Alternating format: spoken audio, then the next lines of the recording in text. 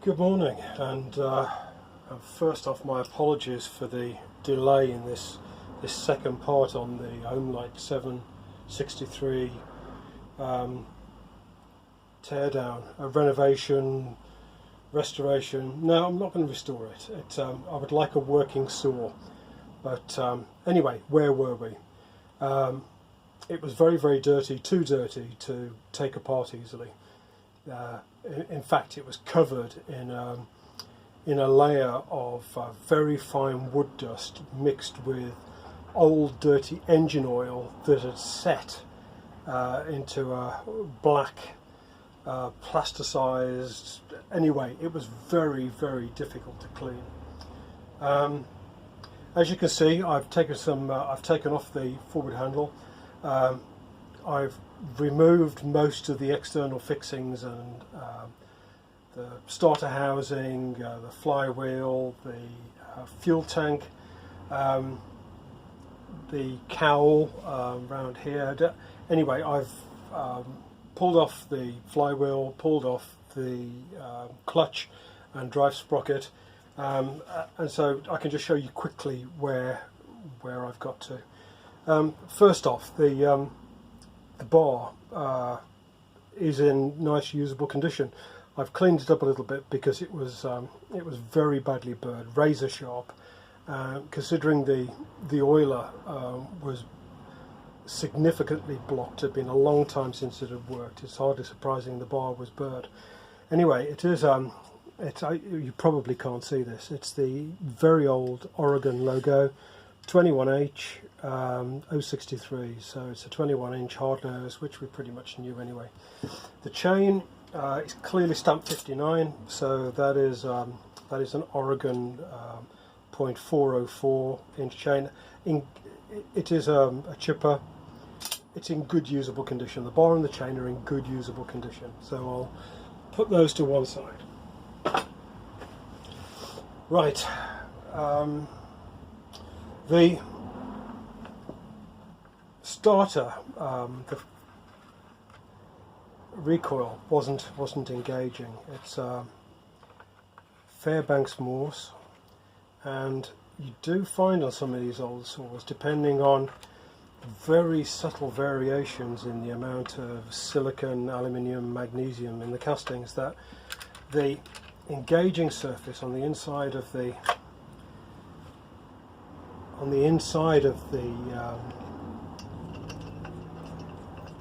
starter here can be so hard. The dogs that come out, as you can probably see those just projecting. Clearances are quite tight, they don't have to project very far, but the inside of this casting was so hard that they couldn't get a grip on it. So bit of a bodge, bit of a modification. You've got a few choices. You can machine grooves into this, which I've got a Danarm Direct Drive 8 Mark II, which has got very nicely machined grooves in here, which solves the problem. And also you've got still use pressed in metal pickup surfaces, and also nylon. There isn't the clearance in here to get nylon. I haven't tried pressing a metal one, and it might actually do that. But this is a little bit of epoxy resin, and it's given enough of a bond to be able to spin it over. It works really well. You know, if it keeps working, I might just leave it like that. While I was turning it over, I checked for spark. There is no spark. Probably the reason why the saw dropped out of usage was difficulty in starting and a reduction in power. Spark plug I took out is in very good condition. It looks like the carburettor was running in good tune. This is a Champion RCJ6Y. I think it should have been a J6J, which has got a longer thread to the electrode. In old saws, and in fact in some new garden equipment and still stuff that I service from time to time, you see random spark plugs. Now, they work. It starts and it runs, but especially if you've got small displacement garden equipment, the length of this threaded section here changes the displacement and the compression ratio in the cylinder. I'll explain that a little bit more. We all know that you can, the Husqvarnas especially are very, very popular for improving the compression by reducing the squish band a little bit, by taking out the gasket on the cylinder head, by skimming the base of the cylinder head, and that's all about just improving the compression at the top of the stroke. If you put in a spark plug which has got a shorter threaded section, you're probably adding or removing the equivalent of 1.5 cc's worth of compression from the top of the stroke. Just bear that in mind when you're picking up spark plugs and looking at the differences in them. Right, let's carry on. As you can see, all these fixings are a little bit random. These are two of these look original, two have been sized down from something larger. Anyway, as you'd expect on an American saw, it's UNC, UNF threads. So we've got a mix of quarter, of 3/16. As you get to the smaller ones, they swap to UNF, the finer threads. If anybody's interested, I've ultrasonically cleaned all these fixings, and you can see that the saw was so dirty, and the debris that was on it was so well adhered to the paint. In fact, the debris was more adhered to the paint than the paint was to the saw. So there is still some paint on it, but we've lost quite a bit. I'm not overly bothered about that. I actually like a saw to look like it's had a life. But if we spin this round, here we've got the air box. There was no filter in it. Didn't really expect there to be. It's in reasonable condition in there. This has a shaped ribbed filter that fits in there. The tank is held on with a nut that goes on there, and two fixings that are back underneath here, and you need to take off the intake link here between the airbox and the carburetor to get to those, but those are already out, so I can just lift this off and then we can see a little bit better. There you go. There is the fuel tank, the ignition switch, which is in good working order. I had to cut off the fuel line. It was so stiff, and the problem with these HL carburettors is you can see the fuel intake on the bottom of the carburetor there.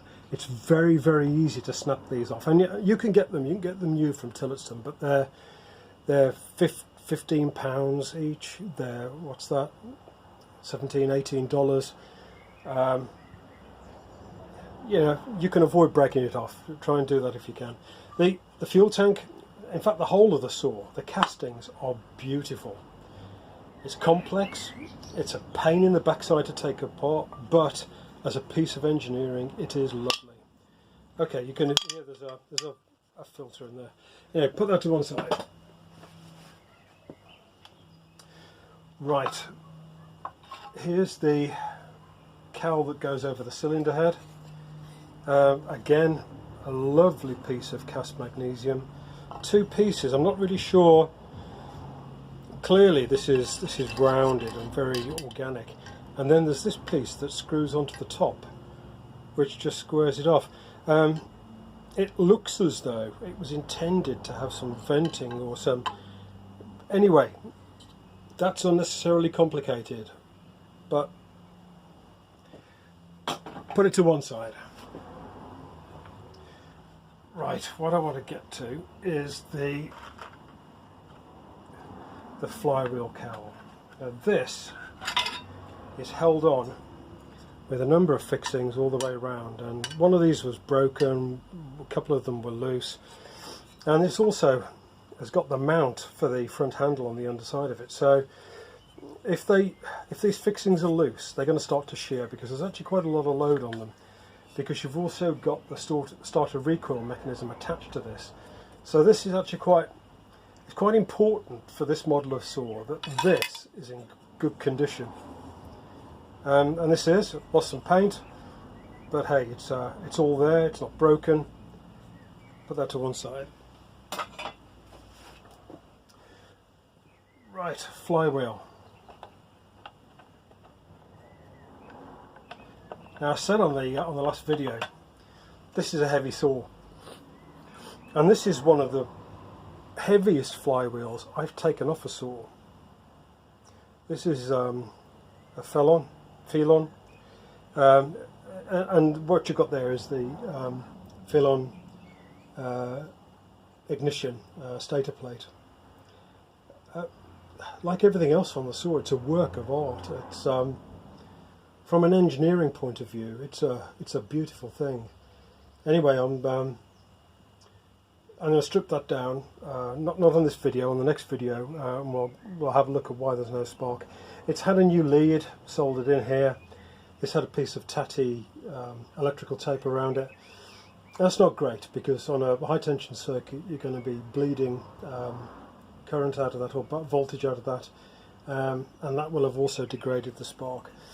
This is a single magnet flywheel, so in theory all this could be replaced with a chip ignition. If it works nicely, runs well, might actually consider doing that, just as a bit of a project. But lovely flywheel, really heavy. It's no wonder the saw is heavy. But this is the governor. Let's take off this this foot plate so you can see what's going on with the carburetor linkages.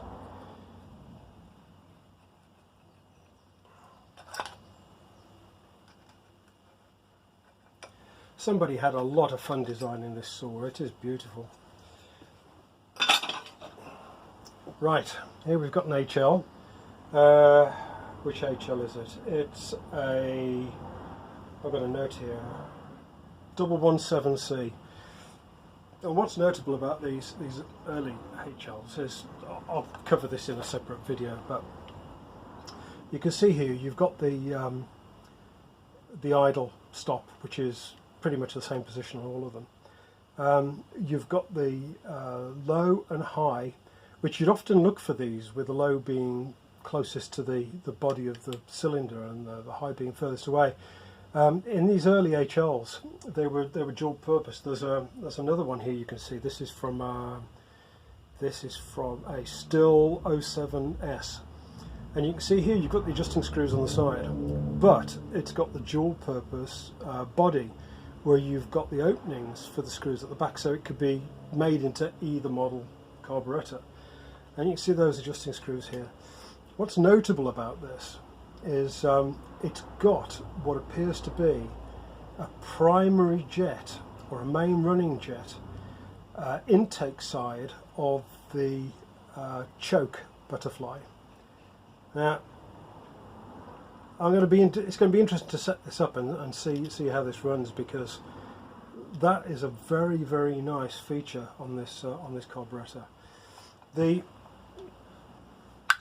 The throttle linkage, let's see if I can get this so you can see it.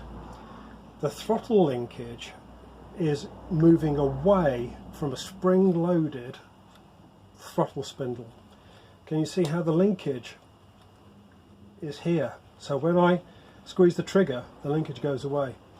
That's in order that the governor, which is pressed on by the airflow from the fan on the flywheel, the faster the airflow, the more pressure on this, and what it does is limits the travel of the throttle spindle by taking weight off it. So even if you've got the throttle trigger wide open, it moves the throttle spindle back to reduce the RPM.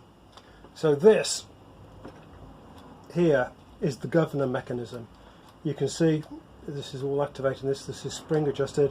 It's got a screw down here so you can adjust the tension on this, and this all acts on this linkage, which has got the low running, the idle screw. You've got the governor pressure flap, and this is all acting together with the spring loading mechanism to adjust the maximum running speed. Yeah, really nice. Like everything else about the sword, really nicely designed. You can see here, as we thought, the part of the casting here is broken off. This is the handguard that goes back to the handle. This section here is broken out where the chip deflector should be. Whether it wore out, whether it was knocked out because it was bunging up, whether it was clogging up, I'm no idea at all. But you often see old swords with this missing, so I suspect the old timers were fed up with this area clogging up, so they just took a hammer to this and knocked it out. You can see it's missing its data plate, so there's no serial number on this sword. I don't think the data plate's been deliberately removed for any reason, because the rivets are still intact and there's no damage behind it to suggest it's been levered off. This saw has got some evidence of water damage, and you can see here this is above the area, above the data plate on the fuel tank. This is very badly pitted and corroded, and you've got limescale build up here where, whether it's been under a sink, under a tap, it's had water dripping on it persistently for a long period of time, which has caused this. And I suspect that the data plate being underneath it either rotted off or was so badly damaged that it was annoying and someone just pulled it off. Anyway, no data plate.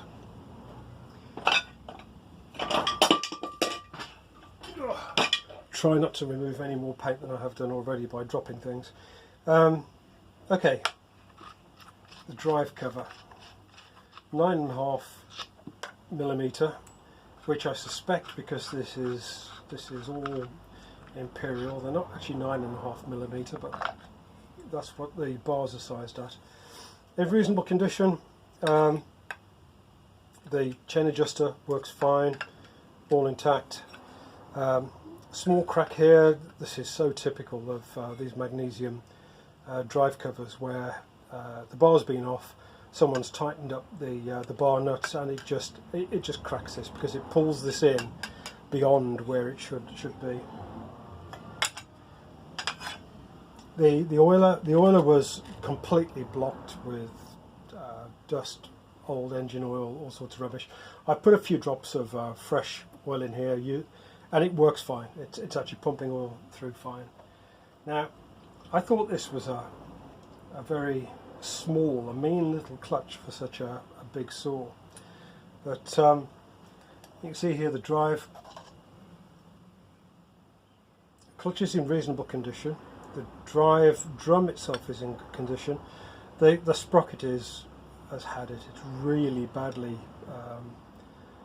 cut into, so that does need replacing. I'll probably get a different type to put on there. So, although I'm going to stick with the .404 chain, so if I could pick up another one of these, I will do that.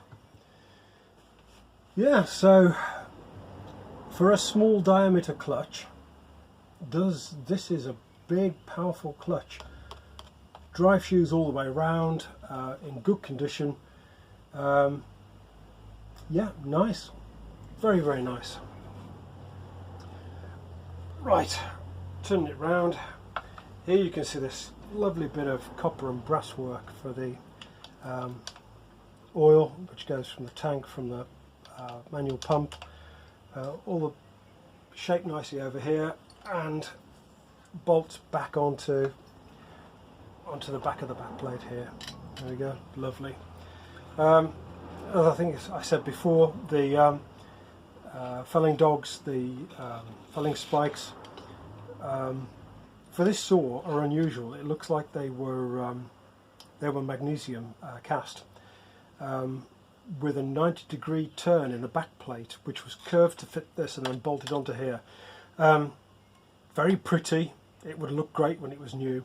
Not very strong, and these have sheared the bolts. So if the saw runs okay, we'll take those out and maybe make up a new filling dog for it.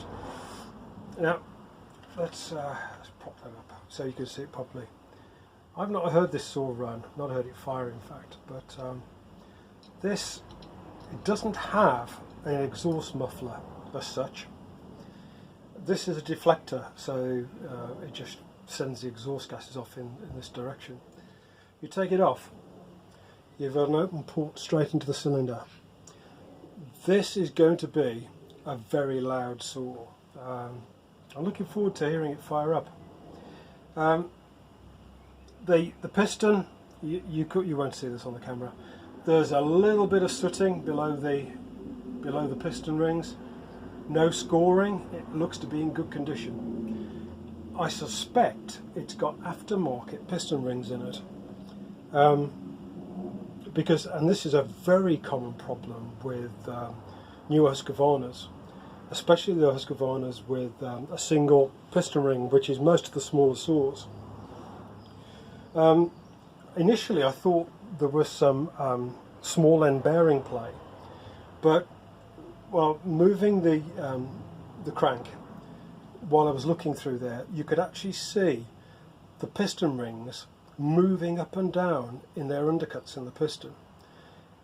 Now ideally they should be sized very closely so there's very little movement, because theoretically, and this is more of a problem with this has got two piston rings, more of a problem with single piston rings. Aftermarket piston rings can be somewhat thinner than the originals. They slip up and down and you get gas leakage behind them, so you're actually losing compression. Just another thought.